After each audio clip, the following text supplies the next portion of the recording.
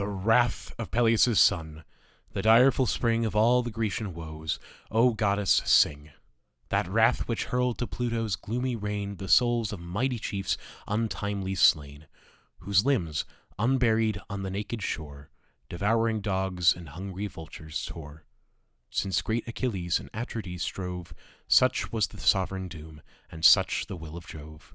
Declare, O Muse, in what ill-fated hour sprung the fierce strife, from what offended power? Latona's son a dire contagion spread, and heaped the camp with mountains of the dead. The king of Mend his reverend priests defiled, and for the king's offense the people died. For Chryses sought with costly gifts to gain his captive daughter from the victor's chain. Suppliant the venerable father stands. Apollo's awful ensigns grace his hands. By these he begs, and, lowly bending down, extends the scepter and the laurel crown. He sued to all, but chief implored for grace, the brother kings of Atreus' royal race. Ye kings and warriors, may your vows be crowned, and Troy's proud walls lie level with the ground. May Jove restore you when your toils are o'er, safe to the pleasures of your native shore. But oh, relieve a wretched parent's pain, and give Chryses to these arms again. If mercy fail, yet let my presence move, and dread avenging Phoebus, son of Jove. The Greeks in shouts their joint assent declare, the priests to reverence and release the fair. Not so Atrides. He, with kingly pride, repulsed the sacred sire, and thus replied, Hence on thy life, and fly these hostile plains, nor ask presumptuous what the king detains. Hence with thy laurel crown and golden rod, nor trust too far those ensigns of thy god.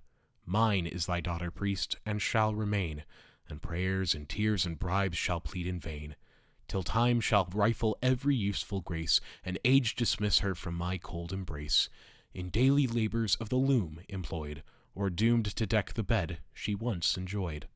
Hence, then, to Argos shall the maid retire, far from her native soil and weeping sire. The trembling priest along the shore returned, and in the anguish of a father mourned. Disconsolate, not daring to complain, silent he wandered by the sounding main, till, safe a distance, to his god he prays, the god who darts around the world his rays. O Smintheus, sprung from fair Latona's line, thou guardian power of Scylla the divine, thou source of light, whom Tenedos adores, and whose bright presence gilds thy Chrysa's shores.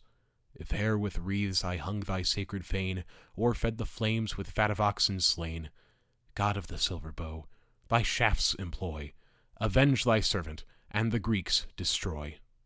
Thus Chryses prayed, the favoring power attends, and from Olympus's lofty tops descends. Bent was his bow, the Grecian hearts to wound.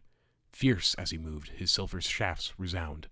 Breathing revenge, a sudden night he spread, and gloomy darkness rolled around his head. The fleet in view, he twanged his deadly bow, and hissing, fly the feathered fates below. On mules and dogs the infection first began, and last the vengeful arrows fixed in man. For 9 long nights, through all the dusky air, the pyre's thick flaming shot a dismal glare. But ere the 10th revolving day was run, inspired by Juno, Thetis' godlike son convened a council, all the Grecian train, for much the goddess mourned her hero slain. The assembly seated, rising o'er the rest, Achilles thus, the king of men, addressed. Why believe we not the fatal Trojan shore, and measure back the seas we crossed before? The plague destroying whom the sword would spare, 'tis time to save the few remains of war. But let some prophet or some sacred sage explore the cause of great Apollo's rage, or learn the wasteful vengeance to remove by mystic dreams, for dreams descend from Jove. If broken vows this heavy curse have laid, let altars smoke and hecatombs be paid. So heaven atoned shall dying Greece restore, and Phoebus start his burning shafts no more.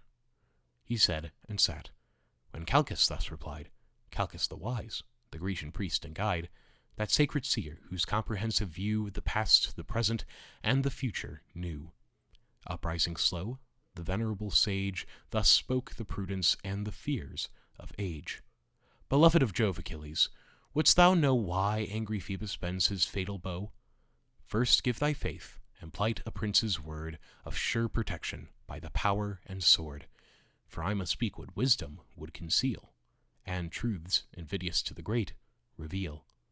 Bold is the task when subjects, grown too wise, instruct a monarch where his error lies.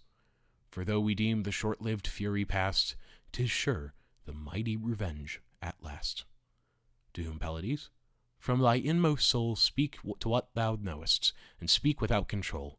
Even by that guide I swear, who rules the day, to whom thy hands the vows of Greece convey, and whose blessed oracles thy lips declare. Long as Achilles breathes this vital air, no daring Greek, of all the numerous band, against his priest shall lift an impious hand.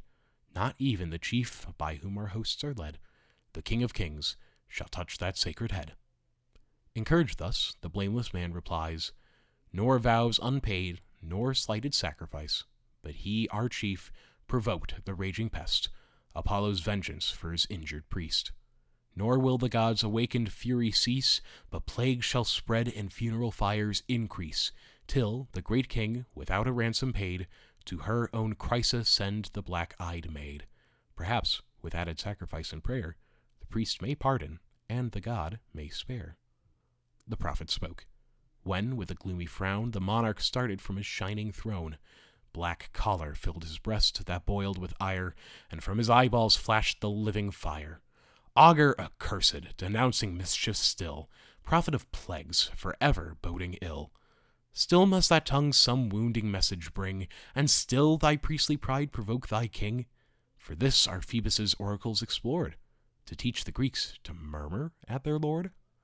For this with falsehoods is my honor stained, is heaven offended, and a priest profaned, because my prize, my beauteous maid, I hold, and heavenly charms prefer to proffered gold, a maid unmatched in manners as in face, skilled in each art and crowned with every grace. Not half so dear were Clytemnestra's charms, when first blooming beauties blessed my arms. Yet, if the gods demand her, let her sail. Our cares are only for the public weal. Let me be deemed the hateful cause of all, and suffer rather than my people fall. The prize, the beauteous prize, I will resign, so dearly value and so justly mine. But since for common good I yield the fair, my private loss let grateful Greece repair. Nor unrewarded let your prince complain that he alone has fought and bled in vain. Insatiate king, Achilles thus replies, fond of the power, but fonder of the prize. Wouldst thou the Greeks their lawful play should yield, the due reward of many a well-fought field? The spoils of cities razed and warriors slain, we share with justice as with toil we gain. But to resume whate'er thy avarice craves, that trick of tyrants may be borne by slaves. Yet, if our chief for plunder only fight, the spoils of Iliad shall thy loss requite, whene'er, by Jove's decree, our conquering power shall humble to the dust her lofty towers. Then thus the king, shall I my prize resign, with tame content, and thou possess of thine? Great as thou art, and like a god in fight, think not to rob me of a soldier's right. At thy demand shall I restore the maid? First, let the just equivalent be paid, such as a king might ask, and let it be a treasure worthy her, and worthy me. Or, grant me this, or with a monarch's claim, this hand shall seize some other captive dame. The mighty Ajax shall his prize resign, Ulysses his spoils, or e'en thy own be mine? The man who suffers loudly may complain, and rage he may, but he shall rage in vain. But this when time requires. It now remains we launch a bark to plow the watery plains, and waft the sacrifice to Chrysa's shores, with chosen pilots, and with laboring oars. Soon shall the sable ship ascend, and some deputed prince the charge attend. This Creta's king, or Ajax, shall fulfill, or wise Ulysses see performed our will, or, if our royal pleasure shall ordain, Achilles' self-conduct her o'er the main. Let fierce Achilles, dreadful in his rage, the god propitiate, and the pest assuage. At this Pelides, frowning stern, replied, O tyrant, armed with insolence and pride, inglorious slave to interest, ever joined with fraud, unworthy of a royal mind, what generous Greek, obedient to thy word, shall form an ambush, or shall lift the sword? What cause have I to war at thy decree? The distant Trojans never injured me. To Phthia's realms no hostile troops they led. Safe to her vales my warlike coursers fed. Far hence removed, the horse resounding mane, and walls of rocks secure my native reign, whose fruitful soil luxuriant harvests grace, rich in her fruits and in her martial race. Hither we sailed, a voluntary throng, to avenge a private, not a public, wrong. What else to Troy the assembled nations draws, but thine, ungrateful, and thy brother's cause? Is this the pay our blood and toils deserve, disgraced and injured by the man we serve? And darest thou threat to snatch my prize away, due to the deeds of many a dreadful day? A prize as small, O tyrant, matched with thine, as thy own actions if compared to mine. Thine in each conquest is the wealthy prey, though mine the sweat and danger of the day. Some trivial present to my ships I bear, or barren praises that pay the wounds of war. But no, proud monarch, I'm thy slave no more. My fleet shall waft me to Thessalia's shore. Left by Achilles on the Trojan plain, what spoils, what conquests shall Atrides gain? To this the king, fly, mighty warrior, fly. Thy aid we need not, and thy threats defy. There want not chiefs in such a cause to fight, and Jove himself shall guard a monarch's right. Of all the kings, the gods' distinguished care, to power superior none such hatred bear. Strife and debate thy restless soul employ, and wars and horrors are thy savage joy. If thou hast strength, 'twas heaven that strength bestowed, for no vain man, thy valor is from God. Haste, launch thy vessels, fly with speed away, rule thy own realms with arbitrary sway. I heed thee not, but prize at equal rate thy short-lived friendship and thy groundless hate. Go threat my earth-born Myrmidons, but here 'tis mine to threaten, prince, and thine to fear. No, if the god the beauteous dame demand, my bark shall waft her to her native land. But then prepare, imperious prince, prepare, fierce as thou art, to yield thy captive fair. E'en in thy tent I'll seize thy blooming prize, thy loved Briseis with the radiant eyes. Hence shalt thou prove my might, and curse the hour thou stoodest a rival of imperial power. And hence to all our hosts it shall be known that kings are subject to the gods alone. Achilles heard, with grief and rage depressed. His heart swelled high, and labored in his breast. Distracting thoughts by turns his bosom ruled, now fired by wrath, and now by reason cooled. That prompts his hand to draw the deadly sword, force through the Greeks, and pierce their haughty lord. This whisper soft, his vengeance to control, and calm the rising tempest of his soul. Just as in anguish of suspense he stayed, while hath on shield appeared the glittering blade, Minerva swift descended from above, sent by the sister and the wife of Jove. For both the princes claimed her equal care. Behind she stood, and by the golden hair Achilles seized, to him alone confessed. A sable cloud concealed her from the rest. He sees, and sudden to the goddess cries, known by the flames that sparkle from her eyes, descends Minerva in her guardian care, a heavenly witness of the wrongs I bear from Atreus' son? Then let those eyes that view the daring crime behold the vengeance too. Forbear, the progeny of Jove replies, to calm thy fury I forsake the skies. Let great Achilles to the gods resigned, to reason yield the empire o'er his mind. By awful Juno this command is given, the king and you are both the care of heaven. The force of keen reproaches let him feel, but sheathe, obedient, thy revenging steel. For I pronounce, and trust to heavenly power, thy injured honor has its fated hour, when the proud monarch shall thy arms implore, and bribe thy friendship with a boundless store. Then let revenge no longer bear the sway, command thy passions, and the gods obey. To her, Pelides, with regardful ear, 'tis just, O goddess, I thy dictates hear. Hard as it is, my vengeance I suppress. Those who revere the gods will bless, he said, observant of the blue-eyed maid. Then in the sheath returned the shining blade. The goddess swift to high Olympus flies, and joins the sacred senate of the skies. Nor yet the rage his boiling breast forsook, which thus redoubling on Atrides broke. O monster, mixed of insolence and fear, thou dog in forehead but in heart a deer! When wert thou known in ambushed fights to dare, or nobly face the horrid front of war? 'Tis ours, the chance of fighting fields to try, thine to look on, and bid the valiant die. So much 'tis safer through the camp to go, and rob a subject, than to spoil a foe. Scourge of thy people, violent and base, sent in Jove's anger on a slavish race, who, lost to sense of generous freedom past, are tamed to wrongs, or this had been thy last.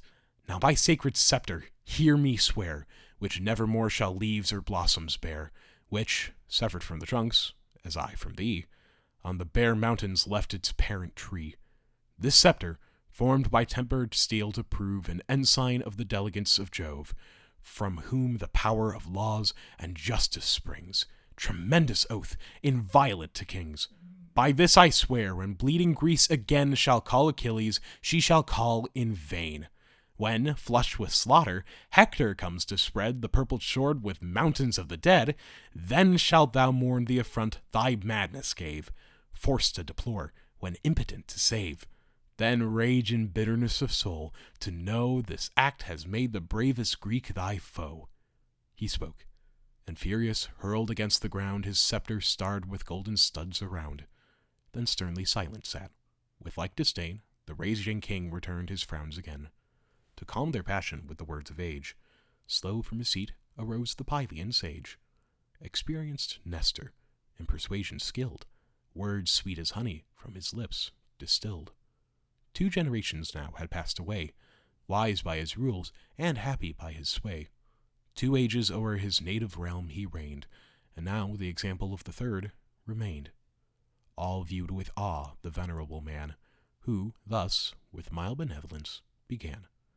What shame, what woe is this to Greece? What joy to Troy's proud monarch and the friends of Troy, that adverse gods commit to stern debate the best, the bravest of the Grecian state? Young as we are, this youthful heat restrain, nor think your Nestor's years and wisdom vain. A godlike race of heroes once I knew, such as no more these aged eyes shall view. Lives there a chief to match Pirithous' fame, Dryas the bold, or Xenius' deathless name, Theseus, endured with more than mortal might, or Polyphemus, like the gods in flight? With these of old the toils of battle bred, in early youth my hardy days I led, fired with the thirst which virtuous envy breeds, and smit with love of honorable deeds.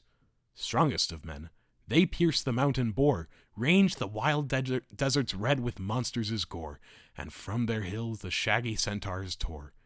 Yet these with soft persuasive arts I swayed. When Nestor spoke, they listened and obeyed. If in my youth e'en these esteemed me wise, do you, young warriors, hear my age advice. Atrides seized not on the beauteous slave that prize the Greeks by common suffrage gave, nor thou, Achilles, treat our prince with pride. Let kings be just, and sovereign power preside. Thee, the first honors of the war adorn, like gods in strength, and of a goddess born. Him, awful majesty exalts above the powers of earth, and sceptered sons of Jove. Let both unite with well-consenting mind. So shall authority with strength be joined. Leave me, O king, to calm Achilles' rage. Rule thou thyself as more advanced in age. Forbid it, gods, Achilles should be lost, the pride of Greece, and bulwark of our host. This said, he ceased. The king of men replies, Thy years are awful, and thy words are wise. But that imperious, that unconquered soul, no laws can limit, no respect control. Before his pride must his superiors fall, his word the law, and he the lord of all. Him must our hosts, our chiefs, ourself obey? What king can bear a rival in his sway? Grant that the gods his matchless force have given has foul reproach of privilege from heaven. Here on the monarch's speech Achilles broke, and furious thus, and interrupting, spoke. Tyrant, I well deserve thy galling chain, to live thy slave, and still to serve in vain. Should I submit to each unjust decree? Command thy vassals, but command not me. Seize on Briseis, whom the Grecians doomed my prize of war, yet tamely see resumed, and seize secure. No more Achilles draws his conquering sword in any woman's cause. The gods command me to forgive the past, but let this first invasion be the last. For know, thy blood, when next thou darest invade, shall stream in vengeance on my reeking blade. At this they ceased. The stern debate expired. The chiefs in sullen majesty retired. Achilles with Patroclus took his way, when near his tents his hollow vessels lay. Meantime, Atrides launched with numerous oars a well-rigged ship for Chrysa's sacred shores. High on the deck was fair Chryseis placed, and sage Ulysses with the conduct graced. Safe in her sides the hecatomb they stowed, then, swiftly sailing, cut the liquid road. The host to expiate next the king prepares, with pure lustrations and with solemn prayers. Washed by the briny wave, the pious train are cleansed, and cast the ablutions in the main. Along the shores whole hecatombs were laid, and bulls and goats to Phoebus' altars paid. The sable fumes and curling spires arise, and waft their grateful odors to the skies. The army thus in sacred rites engaged, Atrides still with deep resentment raged. To wait his will 2 sacred heralds stood, Talthybius and Eurybates the good. Haste to the fierce Achilles' tent, he cries, then bear Briseis as our royal prize. Submit he must, or, if they will not part, ourself in arms shall tear her from his heart. The unwilling heralds act their lord's commands. Pensive they walk along the barren sands. Arrived the hero in his tent they find, with gloomy aspect, on his arm reclined. At awful distance long they silent stand, loth to advance or speak their hard command. Decent confusion, 'tis the godlike man perceived, and thus with accent mild began. With leave and honor enter our abodes, ye sacred ministers of men and gods. I know your message, by constraint you came, not you but your imperious lord I blame. Patroclus haste their fair Briseis bring, conduct my captive to the haughty king. But witness, heralds, and proclaim my vow, witness to gods above and men below. But first, and loudest, to your prince declare that lawless tyrant whose commands you bear. Unmoved as death Achilles shall remain, though prostrate Greece should bleed at every vein. The raging chief in frantic passion lost, blind to himself and useless to his host, unskilled to judge the future by the past, in blood and slaughter shall repent at last. Patroclus now the unwilling beauty brought. She, in soft sorrows and in pensive thought, passed silent as the heralds held her hand, and oft looked back, slow moving o'er the strand. Not so his loss the fierce Achilles bore, but sad retiring to the sounding shore, o'er the wild margin of the deep he hung, that kindred deep from whence his mother sprung.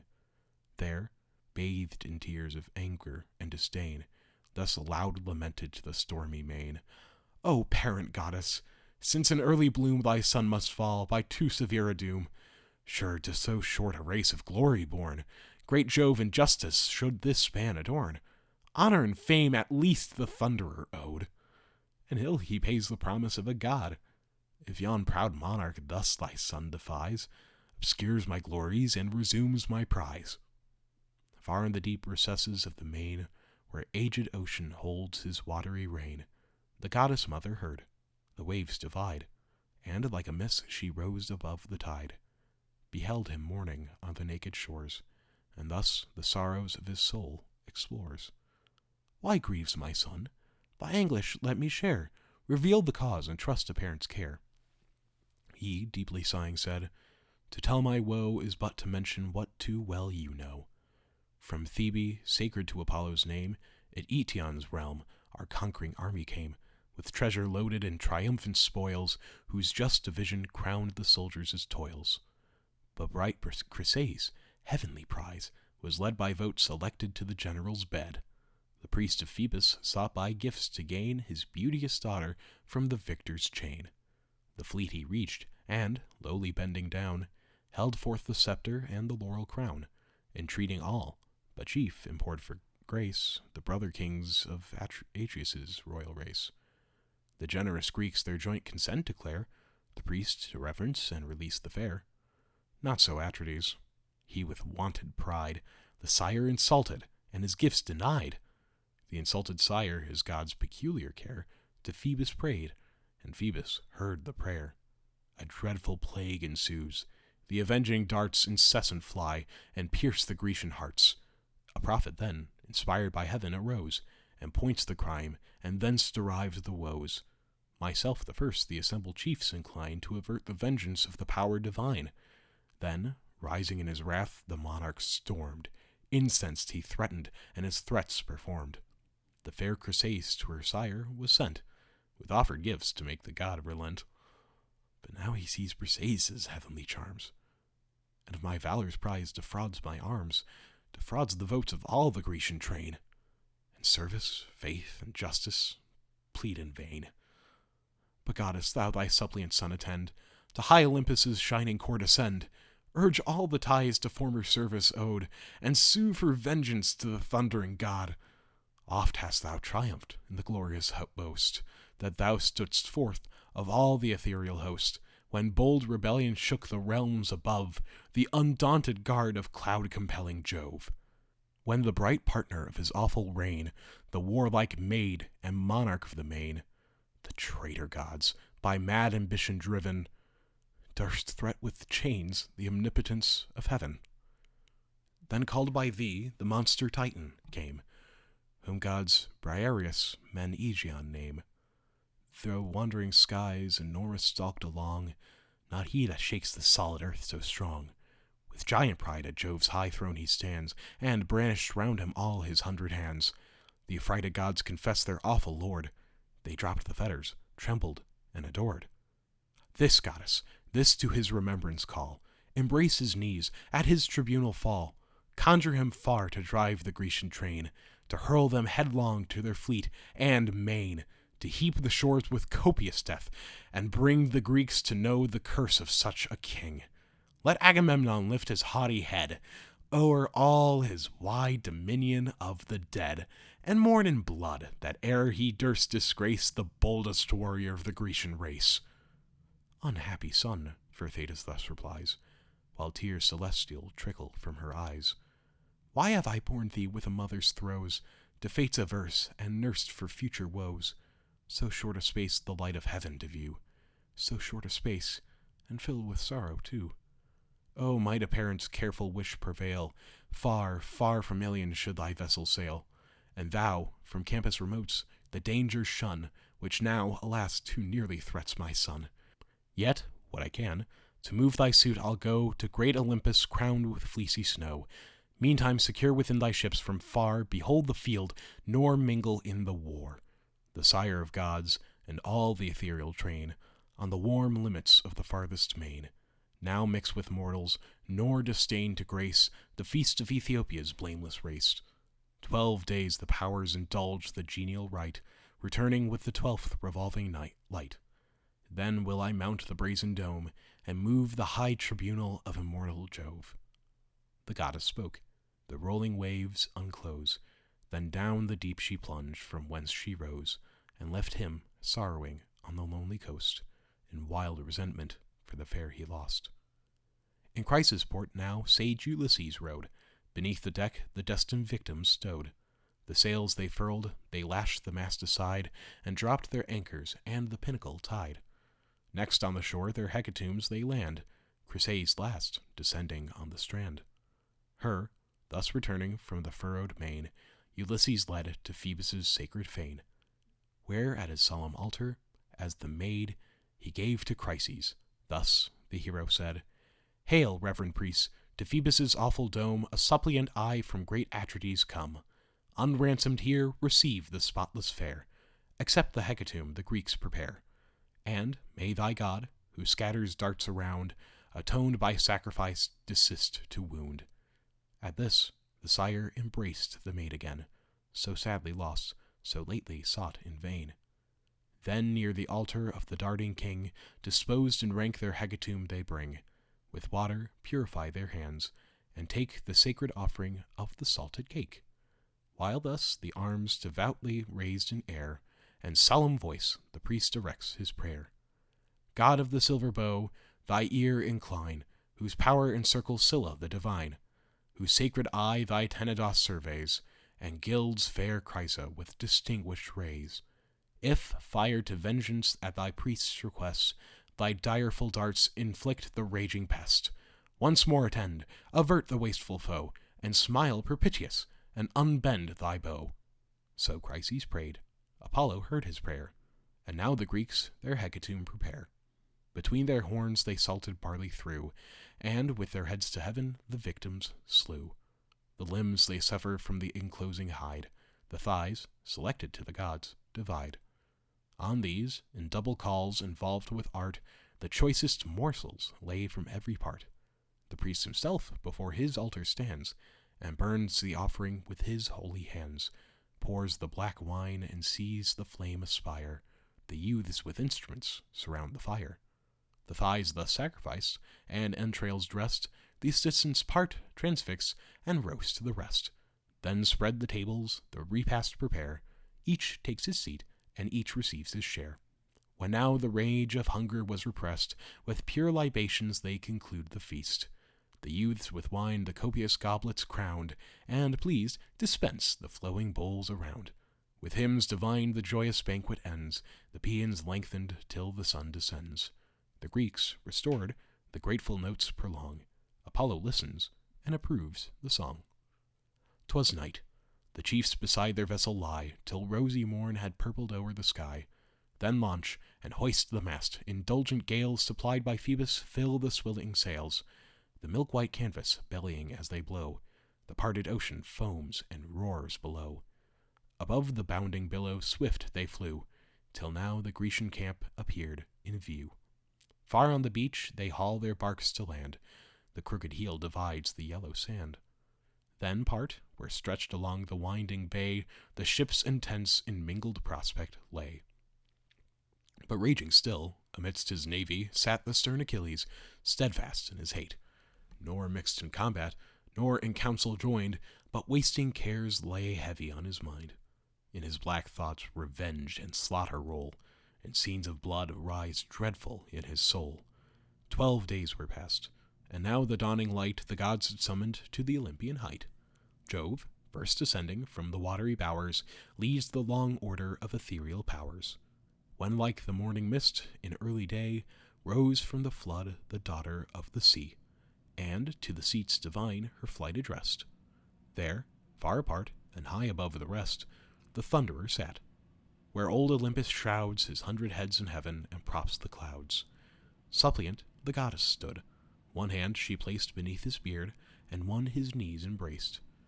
If e'er, O father of the gods, she said, my words could please thee, or my actions aid, some marks of honor on my son bestow, and pay in glory what in life you owe. Fame is, at least, by heavenly promise due, to life so short, and now dishonored too. Avenge this wrong, O ever just and wise. Let Greece be humbled, and the Trojans rise, till the proud king and all the Achaean race shall heap with honors him they now disgrace. Thus they spoke, but Jove in silence held the sacred counsels of his breast concealed. Not so repulsed, the goddess closer pressed, still grasped his knees, and urged the dear request. O sire of gods and men, thy suppliant hear, refuse or grant, for what has Jove to fear? Or, declare, of all the powers above, is wretched Thetis least the care of Jove? She said, and sighing thus, the god replies, who rolls the thunder o'er the vaulted skies. What hast thou asked? Why should Jove engage in foreign contests and domestic rage, the gods' complaints, and Juno's fierce alarms, while I, too partial, aid the Trojan arms? Go, lest the haughty partner of my sway with jealous eyes thy close access survey. But part in peace, secure thy prayer is sped. Witness the sacred honors of our head, the nod that ratifies the will divine, the faithful, fixed, irrevocable sign. This seals thy suit, and this fulfills thy vows. He spoke, and awful bends his sable brows, shakes his ambrosial curls, and gives the nod, the stamp of fate, and sanction of the god. High heaven with trembling the dread signal took, and all Olympus to the center shook. Swift to the seas profound the goddess flies, Jove to his starry mansion in the skies. The shining synod of the immortals wait the coming god, and from their thrones of state, arising silent, wrapped in holy fear, before the majesty of heaven appear. Trembling they stand, while Jove assumes the throne, all but the god's imperious queen alone. Late had she viewed the silver-footed dame, and all her passions kindled into flame. "Say, artful manager of heaven," she cries, "who now partakes the secrets of the skies? Thy Juno knows not the decrees of fate, in vain the partner of imperial state. What favorite goddess then those cares divides, which Jove in prudence from his consort hides?" To this the Thunderer, "Seek not thou to find the sacred counsels of almighty mind. Involved in darkness lies the great decree, nor can the depths of fate be pierced by thee. What fits thy knowledge, thou the first shalt know, the first of gods above and men below. But thou nor they shall search the thoughts that roll deep in the closed recesses of my soul." Full on the sire, the goddess of the skies rolled the large orbs of her majestic eyes, and thus returned, "Austere Saturninus, say, from whence this wrath, or who controls thy sway? Thy boundless will for me remains in force, and all thy counsels take the destined course. But 'tis for Greece I fear, for late was seen in close consult the silver-footed queen. Jove to his Thetis nothing could deny, nor was the signal vain that shook the sky. What fatal favor has the goddess won to grace her fierce inexorable son? Perhaps in Grecian blood, to drench the plain, and glut his vengeance with my people slain." Then thus said the god, "O restless fate of pride, that strives to learn what heaven resolves to hide, vain is the search, presumptuous and abhorred, anxious to thee and odious to thy lord. Let this suffice. The immutable decree no force can shake. What is, that ought to be. Goddess, submit, nor dare our will withstand, but dread the power of this avenging hand. The united strength of all the gods above in vain resists the omnipotence of Jove." The Thunderer spoke, nor durst the queen reply. A reverent horror silenced all the sky. The feast disturbed, with sorrow Vulcan saw his mother menaced, and the gods in awe. Peace at his heart, and pleasure his design, thus interposed the architect divine. "The wretched quarrels of the moral state are far unworthy, gods, of your debate. Let men their days in senseless strife employ, we in eternal peace and constant joy. Thou, goddess mother, with our sire comply, nor break the sacred union of the sky, lest, roused to rage, he shake the blessed abodes, launch the red lightning, and dethrone the gods. If you submit, the Thunderer stands appeased. The gracious power is willing to be pleased." Thus Vulcan spoke, and, rising with a bound, the double bowl with sparkling nectar crowned, which held to Juno in a cheerful way. "Goddess," he cried, "be patient and obey.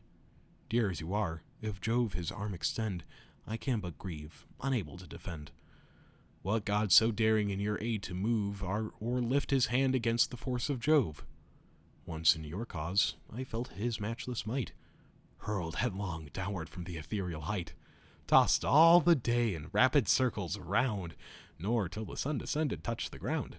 Breathless I fell, in giddy motion lost. The Cynthians raised me on the Lemnian coast." He said, and to her hands the goblet heaved, which, with a smile, the wide-armed queen received. Then to the rest he filled, and, in his turn, each to his lips applied the nectarned urn. Vulcan with awkward graces his office plies, and unextinguished laughter shakes the skies. Thus the blessed gods the genial day prolong, and feast ambrosial and celestial song. Apollo tuned the lyre, the muses round with voice alternate aid the silver sound. Meantime the radiant sun, to mortal sight descending swift, rolled down the rapid light. Then to their starry home domes the gods depart, the shining monuments of Vulcan's art. Jove, on his couch, reclined his awful head, and Juno slumbered on the golden bed.